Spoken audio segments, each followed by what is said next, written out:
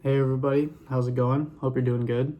Today I want to talk about how in the summer of 2025, I went on a meditation retreat. And I had heard about this through a YouTube video, completely unrelated to anything that I was researching when it came to meditation and all that. It was just somebody that had done it, and I realized that it was fairly close to where I live. And so I started doing my own research, and it seemed like it'd be pretty interesting to check it out.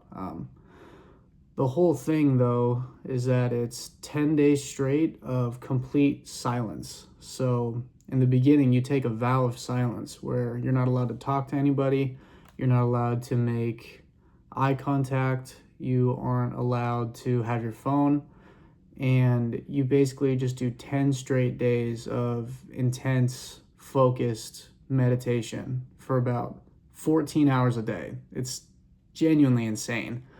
You wake up at about 4:30 in the morning, you do 2 hours of meditation immediately. And then you have breakfast, and then you have a little break right after that, and then you do another 2 hours of meditation. Then you have a small, like 10-minute break. You do another 2 hours of meditation, and then you have lunch, and then you do more meditation after lunch with intermittent breaks, and you do more meditation, then you have dinner, and then at the very end of the day, they play a video for you, which is taught by this guy named S.N. Goenka. And the videos were recorded in the 90s, I believe, and it basically just, it's an hour long every single night, and it gives you kind of just guidance about how you should be meditating, how you're supposed to learn the technique, and just kind of keeping you on the right track so you don't drift, and you can use those 10 days pretty effectively while you're there. Yeah, it's out. The one that I went to is out in the desert, and it was in the middle of July. So in the peak of day, during my lunch break, it's 110 degrees out, and you're just walking around in the desert heat with nothing to do. You're in this compound.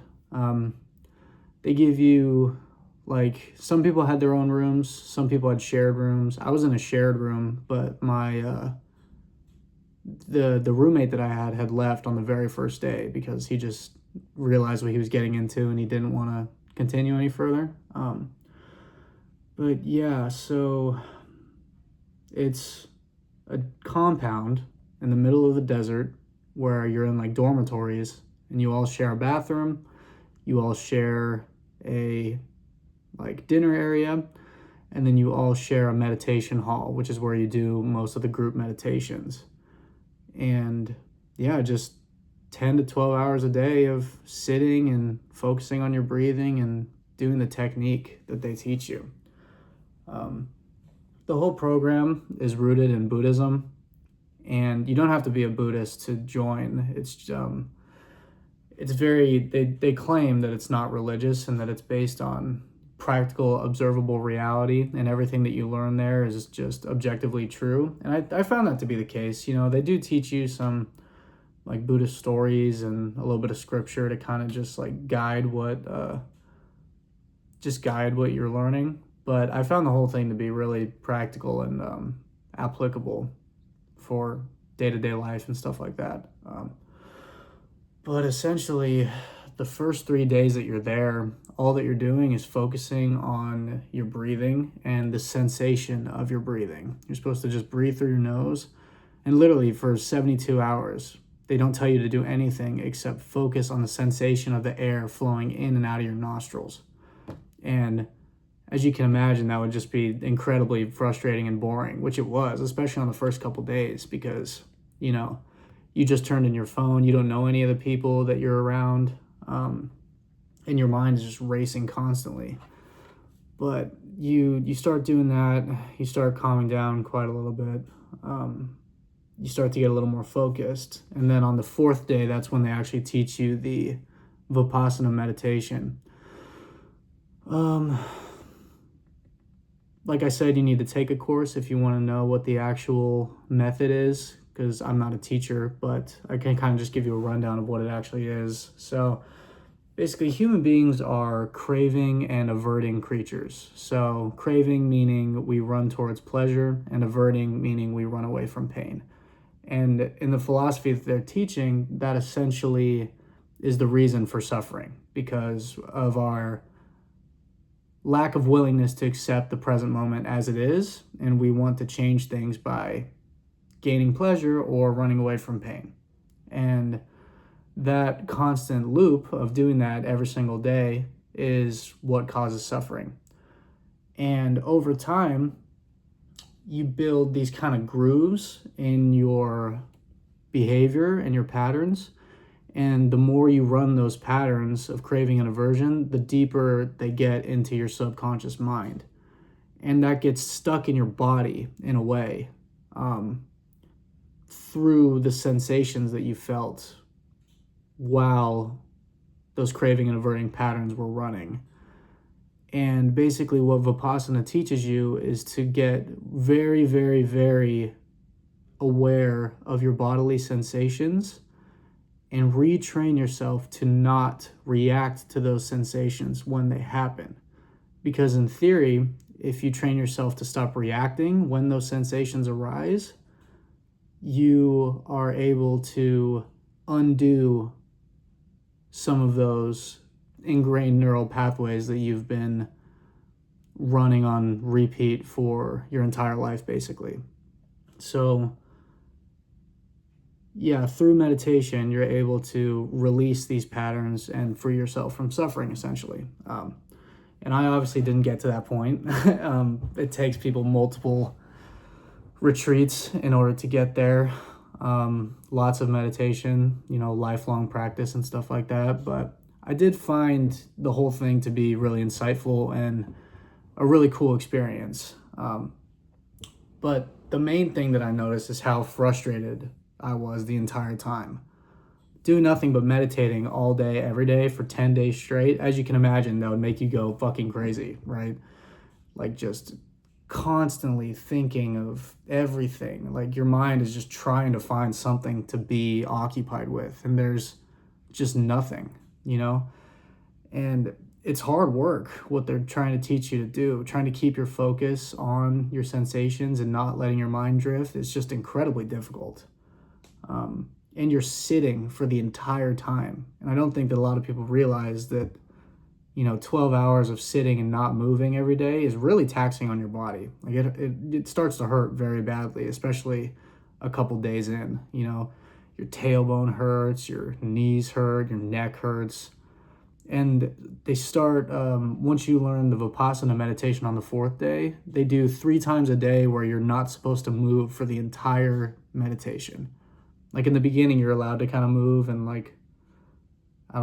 itch an itch if you need to, but 3 times a day for 6 days, you have to sit completely silent for an hour straight without moving.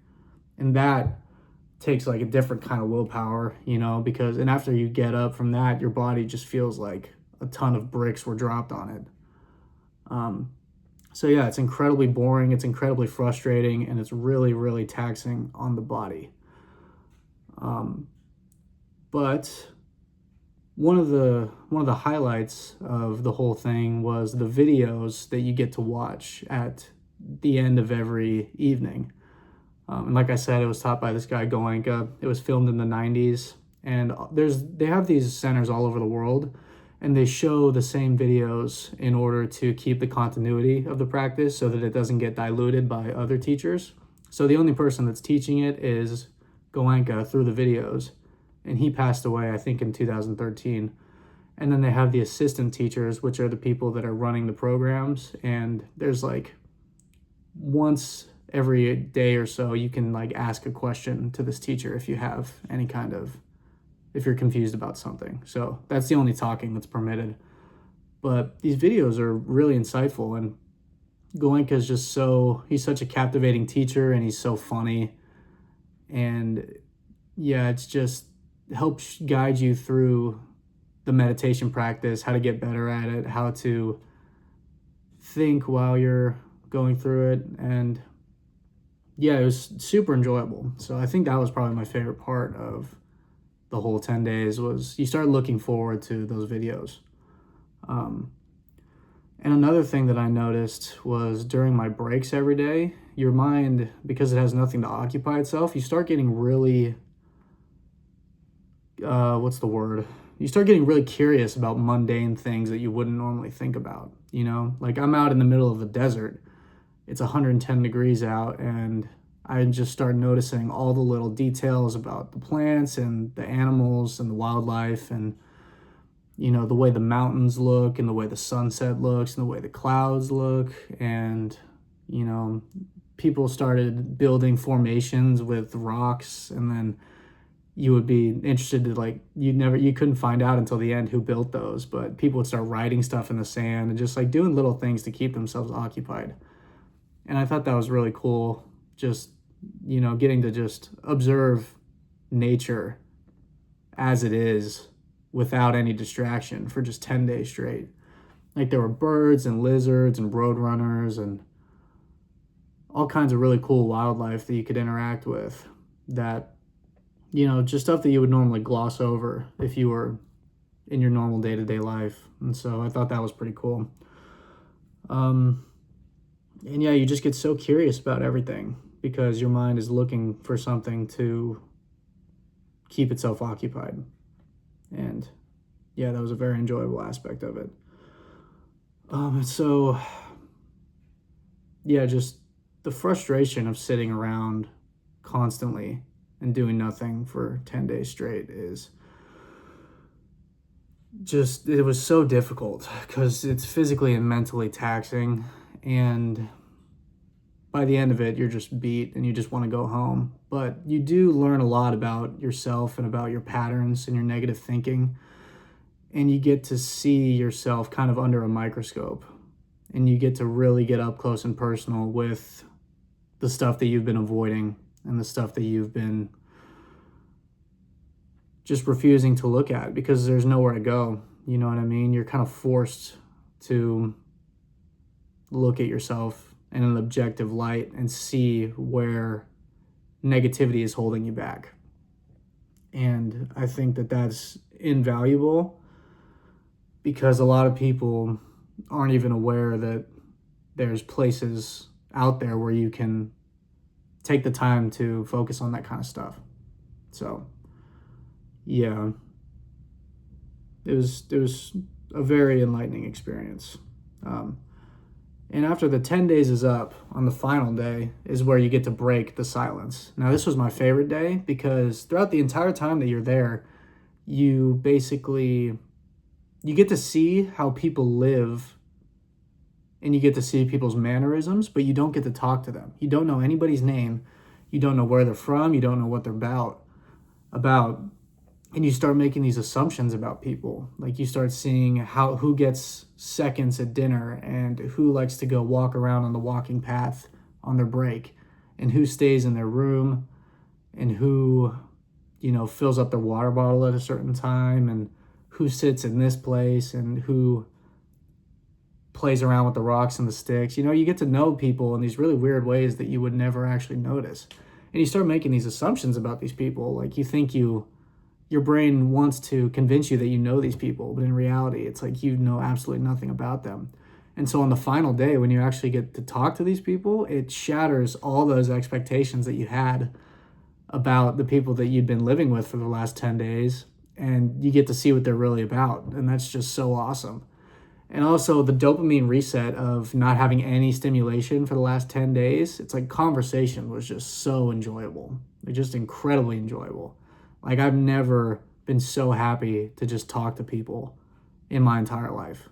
Like you get to ask people about all these different experiences they had, and you get to hear, what they went through and what they struggled with and how they kept themselves occupied. And it's just like the floodgates just open and you realize that you're not alone in this whole thing, after 10 days of just completely being isolated within your own mind and yourself. And yeah, and people from all different walks of life too. You meet people from everywhere, every kind of background you can think of. Not the typical kind of people that you would expect to be at meditation retreats. Like when people think about that, they think about just hippies or I don't know, just people that are really out there. But people from all different walks of life. Like I met a tech billionaire. I met a guy from Africa who immigrated to the US when he was young and got a full ride to an Ivy League school. I met college students who were about around my age that had traveled the world and done startup companies and met all kinds of people. I met actors. I met a musician who had like 100,000 monthly listeners on Spotify. Just all kinds of different people. And it really takes you out of your echo chamber in a way. It makes you realize how not sheltered you live, but what's possible and the kind of lives that people live outside of your immediate ecosystem and some of the incredible things that people have been able to do and accomplish, And I think that's really important and eye-opening to get out of your comfort zone and go out and meet new people and talk to new people and see what they've been through, because it really shapes your ideas of, what's possible and what you can actually do with your own life, because there's so much knowledge to be found in the lives of other people. And it was a big reason that retreat was a big reason that I went to Thailand as well. Because it showed me that I'd been living in an echo chamber and I can go out and make my life whatever I want it to be. So that was, the 10th day was amazing, just getting to meet everybody and hear all their stories and learn from them, and just really, really fantastic. And what I got from this retreat really was that there's nothing more important than what's happening right now. Nothing outside of the present moment actually exists. You replay your thoughts of the past and you make up thoughts about the future. And we tend to live in our heads a lot, and we don't live within our immediate 5 senses in this grounded present moment. But that's where life is. That's where life happens. There's nothing outside of this moment. There's nothing outside of what we're doing right now. And if we could stop running away from that and embrace it a little more, I think that all of our lives would be a lot smoother and not easier. Challenges will still come, but it's just this attitude of acceptance and surrender. You stop fighting so hard because you're not distracted anymore. You're in the moment, you're living moment to moment.